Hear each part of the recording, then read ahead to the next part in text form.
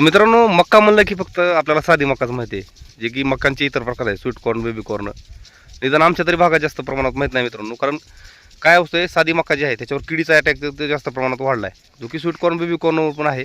आणि दुसरा महत्त्वाचा विषय, साध्या मक्याला जे रेट आहेत ते काही एवढे स्टेबल नाही आहेत मित्रांनो. बाहेर भागातनं मक्का खूप आयात केली जाते, त्याच्यामुळे आपल्याला पर्याय पीक म्हणून आपण जरा स्वीट कॉर्नवर थोडासा वळण्याचं नियोजन धरलेलं आहे.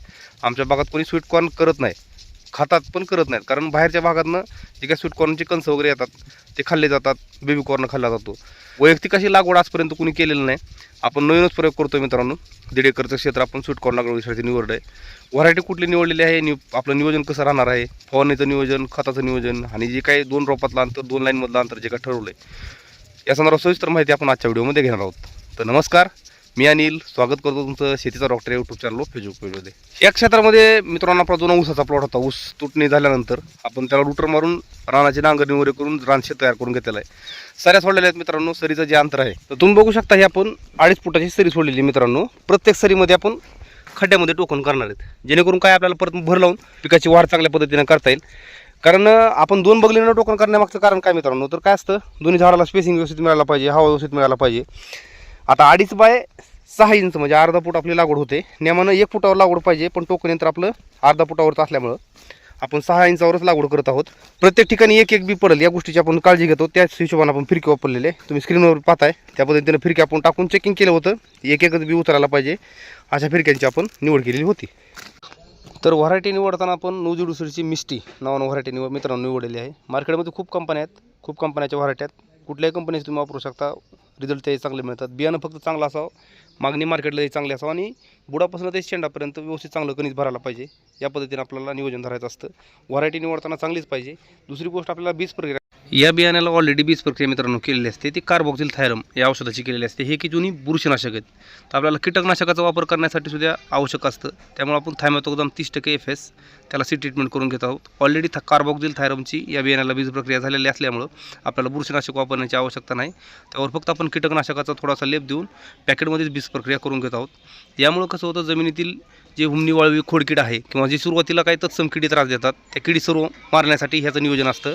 याचं प्रमाण घेताना प्रति किलो बियाण्यास 10 मिली या प्रमाण आपल्याला घ्यायचं आहे. पॅकेटमध्ये बीज प्रक्रिया करून आपल्याला ते काही काळ ताडपत्रीवर किंवा एखाद्या कपड्यावर टाकून सुकत ठेवायचं, जेणेकरून त्यातील पेट्रोकेमिकल जे आहे ते निघून गेलं पाहिजे, औषध बियाण्याला चिपकून राहिलं पाहिजे.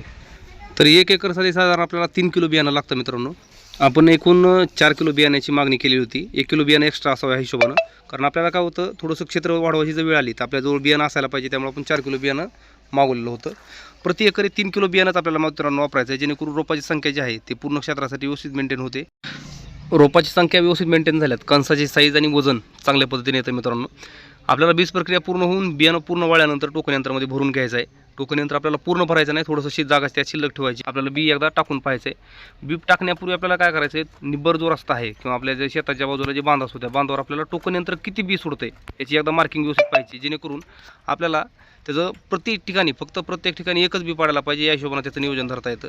आता बऱ्याच वेळेस काय होतं, 2-2 बिया पडतात मित्रांनो. 2-2 बिया पडल्यानंतर दोन्ही रोपाची एका जागी दाटी वाढते, एकमेकाला ते कॉम्पिटिशन करू लागतं, अन्न पाणी व्यवस्थित त्याला मिळत नाही. त्यामुळे एका ठिकाणी एकच बी पडेल याची काळजी घ्या आणि टोकन काळजीपूर्वक व्यवस्थितरित्या करा. तर मित्रांनो, मक्का पिकामध्ये खत व्यवस्थापनामध्ये आपल्याला RCFचं 15-15, त्याच्यामध्ये कॉम्प्लेक्स जे की नागार्जुन कॉम्प्लेक्स, टेरावेट कॉम्प्लेक्स किंवा महापीठचं इथं भरपूर कंपनीचे कॉम्प्लेक्स आहेत. तुम्ही कुठल्या कंपनीचं कॉम्प्लेक्स खत घेऊ शकता. आणि त्याच्यामध्ये कार्बोफ्युरॉन कीटकनाशक, ह्या तिन्हीचं मिक्सिंग आपल्याला टाकायचं आहे. कीटकनाशकाचा फायदा जो आहे ते जमिनीतील काही किडी आहेत किंवा जे उन्नी वाळवी लागते त्यासाठी किंवा मुंग्या लागतात त्यासाठी ते कीटकनाशक चांगल्या पद्धतीने काम करतं. आणि नागार्जुन कॉम्प्लेक्स जे आहे मित्रांनो, त्या सर्व प्रकारचे अन्नद्रव्य मिक्स असतात. खूप रिझल्ट सुंदर आहेत, झाडाची काम पण चांगली बनते. आणि RCFचं जे 15-15 घेतलेले त्या 15-15मध्ये मित्रांनो काय आहे, NPK मिळतं. नागार्जुन कॉम्प्लेक्समध्ये पण NPK आहे, पण तो कॉम्प्लेक्स प्रकारातील NPK आहे मित्रांनो. तो त्याचा रिझल्ट खूप चांगला आहे नागार्जुन कॉम्प्लेक्समधला, पण ते थोडंसं कॉस्टली पडत असल्यामुळे आपण त्याला लावून म्हणून 15-15 सोबत वापरत आहोत. 15-15चं एक पोतं आणि नागार्जुन कॉम्प्लेक्स 25 किलो प्रति एकर या प्रमाणे आपल्याला घ्यायचं आहे. त्यामध्ये आपल्याला जे कीटकनाशक कार्बोफ्युरॉन घेतोय तो कीटकनाशक 5 किलो प्रति एकर याप्रमाणे घ्यायचं आहे. नागार्जुन कॉम्प्लेक्स तुम्हाला जर शक्य असेल तर प्रति एकरी 50 किलो वापरल्यास अजून रिझल्ट सुंदर मिळतात मित्रांनो. त्या संदर्भात एक सविस्तर व्हिडिओ मी वरती आय बटनवर दिलेला आहे, तो तुम्ही पाहू शकता. नागार्जुना कॉम्प्लेक्स संदर्भात संपूर्ण माहिती त्या व्हिडिओमध्ये आपण दिलेली आहे. आपण मका लागवड टाळतो मित्रांनो बरेच जण, त्याच्या मागचं कारण डुकराचा त्रास खूप जास्त प्रमाणात असल्यामुळे आपण टाळाटाळ करतो. तुम्ही झटका मशीन लावू शकता किंवा सोपा पर्याय जे की आम्ही मागच्या 4-5 वर्षापासून करतोय.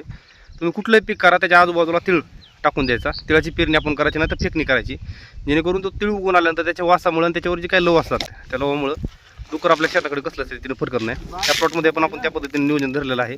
प्लॉटच्या चारी बाजून आपण तिळाची फेकणी करत आहोत. 2-2 सारे आपण तीळ टाकलेला आहे, जेणेकरून आपल्याला तीळ खाण्यासाठी पण तो चांगल्या पद्धतीने उपलब्ध होतो. आणि दुसरी गोष्ट, डुकराचा जे त्रास आहे तो पण आपल्याला त्याच्या माध्यमातून काही प्रमाणात कमी करण्यासाठी मदत होणार आहे. बरेच जण काय करतात, आपलं इलेक्ट्रिक शॉक द्यायचा प्रयत्न करतात. आपलं लोकल तार वापरायची आणि त्यामधनं शॉक द्यायचा. आता माझ्या पाठीमागं डीपी आहे, तुम्ही आता इथनं पण आपण करंट देऊ शकतो. पण मित्रांनो हे खूप धोकादायक आहे. काय असतं, कुणी एखादं चुकून जर माणूस आतमध्ये गेलं किंवा आपले कुत्रे हरणं वगैरे आहेत ते आतमध्ये गेले तर झटका लागून मरण्याची भीती असते. झटका मशीनचा वापर करा. 14-15 हजार रुपयापर्यंत चांगली झटका मशीन येते, जेणेकरून शॉक बसल्यानंतर त्याला जे काही चिटकलेले जनावर आहे ते लगेच सुटल्यानंतर नॉर्मल काही सेकंदाचा फक्त झटका बसतो, जनावर मरत नाही, त्या ठिकाणावरून पळून जातं. कारण आपण जे डायरेक्ट लाईटचा करंट देतो त्यामधनं बरेच लोक दगावलेले आहेत मित्रांनो, विनाकारण होत्याचं नव्हतं काहीतरी होऊन बसतं. त्यामुळे झटका मशीनचा वापर 100% करा. टोकन करताना एकदम सरीच्या मधोमध करायची. तुम्ही तुमच्या पद्धतीने करू शकता, ज्याच्या त्याचं आहे. कारण कुणी 3.5 फुटावरून बेड घेतं, कुणी 2.5 फुटी पाठ सोडतं, ज्याच्या त्याच्या पद्धतीने करा. पण महत्त्वाचं आपल्याला 2 रोपांमध्ये आणि 2 लाईनमध्ये अंतर योग्य असणं खूप महत्त्वाचं आहे मित्रांनो. कारण त्याशिवाय झाडाची काम व्यवस्थित बनत नाही, झाड चांगल्या रीतीने आपल्याला उत्पादन देत नाही. टोकन यंत्र चालवत असताना आपल्याला बियाणं कसं पडतं ह्याचे पण निरीक्षण करायचं आहे. आता ह्या ठिकाणी बघू शकता तुम्ही, बियाणं आपल्याला प्रॉपर व्यवस्थितरित्या सिंगल पडत असल्याचं दिसत आहे. काही ठिकाणी ढेकळं असल्यामुळे बियाणं उघडं पडतं मित्रांनो. पण आपण हे स्प्रिंकलरनं भिजवत असल्यामुळं त्या बियाण्यावर मातीचा लेप व्यवस्थितरित्या जाणार आहे, जेणेकरून उगवण आपली सर्वोत्कृष्ट चांगली होणार आहे. उघडं बियाणं राहिलं तर थोडीफार काय अडचण येत नाही. फक्त आपल्याला गडबडीनं स्प्रिंकलरच्या माध्यमातून पाणी द्यायचं. तुम्ही तो मोकळं पाणी देताल तर बी वाहण्याची भीती असते. ड्रिपनं पाणी दिलंच बी झाकत नाही, स्प्रिंकलरचं पाणी दिलं अजून उत्तम. सुरुवातीचं एक पाणी आपलं स्प्रिंकलरनं जायला पाहिजे. आपण जैन कंपनीचं स्प्रिंकलर मागच्या 3-4 वर्षापूर्वी घेतलेलं आहे, त्याचा वापर मित्रांनो करतो आहे. यानं पाण्याचं जे व्यवस्थापन आहे खूप चांगल्या पद्धतीनं होतं, पाणी एकसारखं पडतं. जवळजवळ पलटी मारायची मित्रांनो. कारण ह्याची जे ट्रिगर असते, ट्रिगरचं पाणी कुठपर्यंत पडतं याचा विचार आपण करायचा नाही. मागची जी बाजू आहे, आपण माझ्या अंगठ्याजवळ तुम्ही बाजू बघता, त्याचं जे पाणी जिथपर्यंत पडते त्या तिथपर्यंतच पाणी आपल्याला चांगलं भिजत असतं. ट्रिगरनं व्यवस्थित भिजत नाही. ट्रिगर फक्त फिरण्याचं काम करतं. त्यामुळे आपल्याला साधारण 20 फुटावर पलटी मारायची, जेणेकरून जमीन एकसारखी भिजते, कुठं कोपरा शिल्लक राहत नाही. व्यवस्थित पाण्याचं व्यवस्थापन झाल्यानंतर सर्व पीक आपलं एकसारखं शेत भिजतं आणि सर्व एकसारखी लवकर उगवून होते. ढेकळं वगैरे जागेवर जिरतात. कारण बरेच जण काय करतात, 2.5 पाईपावर 3 पाईपावर पलटी मारतात, पण तशा वेळेस रान व्यवस्थित भिजत नाही. तर एकंदरीत या हिशोबाने आपल्याला नियोजन करायचं मित्रांनो. या संदर्भात संपूर्ण अपडेट प्रत्येक 15 दिवसानंतर मी एक व्हिडिओ टाकत जाईल. त्याच्यामध्ये आपल्याला किडीचं व्यवस्थापन, तणनाशकाचं व्यवस्थापन कसं करायचं आहे त्या संदर्भात सविस्तर माहिती प्रत्येक व्हिडिओमध्ये असेल. तर आजचा व्हिडिओ आवडल्यास नक्की लाईक करा, तुमच्या शेतकरी मित्रांना शेअर करा. जे मित्र आपल्या चॅनलवर नवीन आहेत त्यांनी माझ्या या बाजूला शेतीचा डॉक्टर नाव लोगो येत आहे, त्या लोगोवर क्लिक करून तुम्ही आपलं चॅनल सबस्क्राईब करू शकता. अशी शेतीविषयक माहिती आपल्या चॅनलवर मिळू शकता. धन्यवाद.